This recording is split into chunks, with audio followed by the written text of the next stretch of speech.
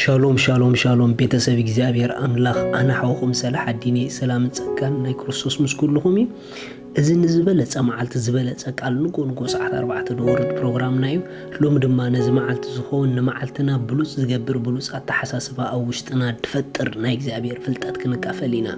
ሎም እንካፈሎ ቃል ነቶም ንለውጥና ዝተግሁ ንፍለጦም ዝብል እዩ ነቶም ንለውጥና ዝተግሁ ንፍለጦም እዛ ንፍለጦም ትብል ቃል እዚ ንለውጥ ይተግህ እዚኣ ንለውጥ ይተግህና ኮማ ዓይነት ፍልጠት ኣይኮነን ኖኖ ከተኽብሩዎምን ከተፍቅሩዎምን ብትኽክል ክትኮኑሎም ዘለኩም ክትኮኑሎም ዝገብረኩም አፋላልጣ ምክንያቱ ትኽክለኛ ፍልጠት ትኽክለኛ ምላሽ ከም ትህቢ ዝገብረካ ስለዚ መጽሐፍ ቅዱስ ክዛረብ ከሎ ቀዳማይ ተሰሎንቄ 5:12 ከምዚ ይብል ግናኸ አቱም አሕዋትና ነቶም አባኻትኩም ዝጽዕሩን ብጎይታውን ዝመርሑኹምን ዝምዕድኹምን ክትፈልጥዎም ንልምነኩም አሎና ሪኹም ንልምነኩም አሎና ኢሉ ምክንያቱ አዒንቶም ክኽፈት ከለለይዎም ብግቡእ ክፈልጥዎም እሞ ዝግባእ ክብሪ ድማ ክብዎም ክትፈልጥዎም ንልምነኩም አለና ኢሉ ስለቲ ዕይኦም ብብዙሕ ብሉጽ ፍቕሪ አኽብርዎም ንሕድሕድኩምን ብሰላም ንበሩ ሪኹም ስለቲ ዕይኦም ብብዙሕ ብሉጽ ፍቕሪ አፍቅርዎም አሕዋት ኣብ ህይወትና ክንፈልጦም ዝግበአና ናትና መፍላጥ ዘድልዮም ሰባት እግዚአብሔር ዝሃበና ህያብና ዝኾኑ ሰባት አሉ በሐቂ ካብ አምላኽ ህያብና ዝኾኑ ሰባት አሉ ንናትና ለውጢ ንናትና ዕረፍቲ ንናትና ጽባቐ ለይትን መዓልትን ዝተግሁ ብንሪኦን ብዘይንሪኦን ንህይወትና ብዙሕ ኢንቨስት ዝገብሩ ስለና አቅድመ አምላኽ ዝጽልዩ ስለና ዝነብዑ ስለና ዝጎዩ ኣብ ህይወትና ኮይናዮ ደለና ንኽንከውን አምላኽ ዓብ ተራ ብኦም ድተጻውተ ነዞም ከምዚኦም ዓይነት ሰባት ብትኽክለኛ መልክዑ ከም ኩሉ ሰብ ዘይኮነስ ብፍሉይ ክንፈልጦም ይግበአናይ ምክንያቱ ንኩሉ ሰብ ነናቱ ፈላለጥ ኣለዎ ንመሳርሕትኻ ከም መሳርሕትኻ ነቦኻ ግን ከም መሳርሕትኻ ይኮንካ ትፈልጦ ነቦኻ ከም ኣቦኻ ነዲኻ ከም ኣዲኻ ንሓውኻ ከም ሓውኻ ንወዲ ትምህርትኻ ከም ወዲ ትምህርትኻ ንኣብ ደገ ጥራሕ ሓይልካ ትኸይድ ከምኡ ሃይ ከም ትብሎ ጌርካ ትፈልጦ ኢኻ ንኩሉ ሓዊስካ ግን ኣይትፈልጦን ኢኻ ስለዚ እቶም እግዚአብሔር ሂቡና ስለና ዝጽዕሩን ዝደኽሙን ዝጎይን ድማ በቲ አምላኽ ዝሃበና ስፍራ ብኡኡ ክንፈልጦም ማለት በዚ ፍልጠት እዚ ትኽክለኛ ንዕኦም ክንከውን ዝግበአና ክንከውን የድልየና እዩ ካብታ ሓደ ኣብ ህይወት ክንጥንቀቐሉ ዘለና ንጥቕምና ዝኾኑ ሰባት ኣዒንትና ንዕኦም ክሽፈን ምክንያቱ ኣዒንትና ንዕኦም ተተሸፊኑ ሜቢ ዊካንሎስተ ኣስተውዕሉ መን እዩ ነዚ ሎሚ በፂሕኩሞ ዘለኹም ንኽትበፅሑ እግዚአብሔር ብኡ ሓሊፉ ድተጠቀመልኩም ነኖ ኣምላኽ ይብፅሕን ንኸይትብሉኒ ምክንያቱ እግዚአብሔር ብሰብ ጌሪ ይደብፅሐኩም እግዚአብሔር ብሰብ ጌሪ ይድበፅሐና ነብስ ወከፍና ኣብ ህይወትና ዓሸራ ዘለዎም ሰባት ኣለውና እዮም ነብስ ወከፍና ኣብ ህይወትና ስለና ዝደኸሙን ዝፀዓሩን ኣለውና እዮም ስለዚ ኣብ ሎሚ ዘለኽዮ ንኽትህልዊ ህድእ ኢልክ ከባቢ ክፈትሽ እሞ አሉ ኣብ ህይወትካ ዓብ ለውጢ ንኽመጽእ እግዚአብሔር ብኣፎም ድተጠቀመ እግዚአብሔር ብማዕድኦም ድተጠቀመ እግዚአብሔር ብምኽሮም ድተጠቀመ እግዚአብሔር ብትምህርቶም ድተጠቀመ ብኣገልግሎቶም ድተጠቀመ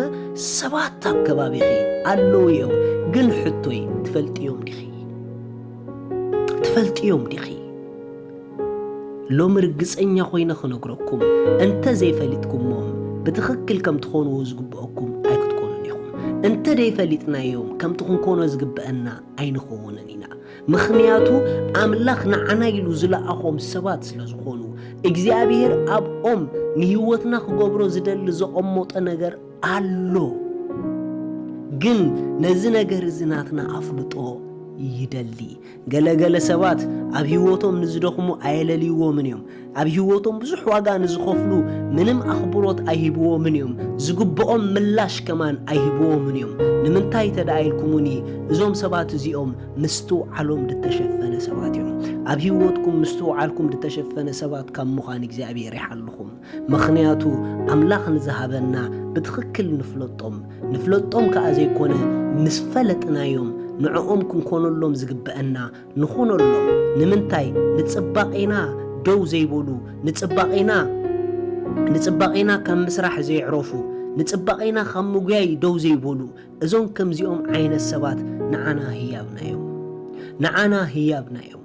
ስለዚ ህያብኩም ትፈልጥዎም ዲኹም ህያብ ክትፈልጥዮ ዲኺ ህያብካ ትፈልጦ ዲኻ ህያበይ ይፈልጦ ደ ኣምላኽ ዝሃበኒ ህያበይ ኣብ ዙርያይ ዘሎ ይፈልጦ ደ ሓደ ነገር ክነግረኩም እግዚአብሔር ንኹልና ሰብ እንዳገበረ ይደሳግረካ መጽሐፍ ቅዱስ ከድኩም ኩሉ እንተዳጽንዕኩምሞ ንነፍስ ወከፍ ናይ እግዚአብሔር ሰባት ብሰባት እንዳገበረ አምላኽ ደሳግሮም ነይሩ ስለዚህ ሕጂውን ተሰራራሓ ኣይተቀየረን አምላኽ ኣብ ሰብ ኮይኑ ይድመጸካ ኣመን ሰብ ኮይኑ እግዚአብሔር ናብ ህይወትካ መጽኡ ብዙሕ ስራሕ ዝሰርሐ ኣመን ሰብ ኮይኑ እግዚአብሔር ናብ ህይወት ክመጽኡ ዕረፍት ዝሃበኪ ኣመን ሰብ ኮይኑ እግዚአብሔር ናብ ህይወተይ መጽኡ ዓይንተይ ድኸፈተለይ እዞም አምላኽ ኣብኦም ኮይኑ ንህይወተይ ዝለወጠሎም ኣብ ህይወተይ ቀዳምነት ክወሃቦም ስፍራ ይግብኦም ንምንታይ ተተባህለ እሶም ፍሉያት እዮም ኢየሱስ ንዘለዓለም ጎይታ እዩ መጽሐፍ ቅዱስ ዕብራውያን 13 ከምዚ ኢሉ 17 ንመራሕትኩም ተኣዘዝዎምን ተገዝእዎምን ንሳቶም ከምቶም ጸብጻብ ዝህቡ ኮይኖም ምእንቲ ነፍሳትኩም ነቂሖም ሪኢኹም ምእንቲ ነፍሳትኩም ነቂሖም ኣቱም ኣሕዋት ምእንቲ ነፍሳትና ንቑሓት ኣለውና እዮም ሃሌሉያ ምእንቲ ነፍሳትኩም ነቂሖም ይሕልዎ ኣለዉ እሞ ነዚ ብታሕጓስ ክገብርዎ እምበር ብጓሂ እንተገበርዎ እዚ ንዓኻትኩም ኣይጠቕመኩምን እዩ ሪኢኹም ካብታ ሓደ እቶም ስሌና ዝተግሁ ስሌና ምትግሆም ብታሕጓስ ተገይሮሞ ንዓና ጽቡቕ ኣቅድሚ ኣምላኽውን እንተ ደኣ ንዓና እንዳጓሃይልና እሶም ክኾኑልና ዘለዎም ንክኾኑልና ይጽዕሩ ኮይኖም ግን እዚ ንዕኦም ደይኮነስ ንዓና ጽቡቕ ኣይኮነን ስለዚ ሎም ማዓንቲ ቃል ኣለኒ ኣብ ዙርያኹም ዘለዉ ህያብ ናይ ፈጣሪ ንለውጥኹም ዝመጹ ፍለጥዎም ሸለልኬ ትብልዎም እግዚአብሔር ይባርኽኩም ስለዚ ሎሚ ንጎይታና ኢየሱስ ክርስቶስ ኣብ ህይወትኩም ወሲንኩም ክትቀበልዎ እትደልዩ እታ ኣብኡ ዘላ ናይ ዘለዓለም ህይወት ክትቀበልዋ እትደልዩ እዛ ጸሎት እዚኣ ጸልዩ እግዚአብሔር አቦ ስለ ወድኻ ኢየሱስ ክርስቶስ የመስግነካ ኣለኹ يأمن الله ኢየሱስ ክርስቶስ ስለ ኃጢአተይ ከም ዝተሰቕለ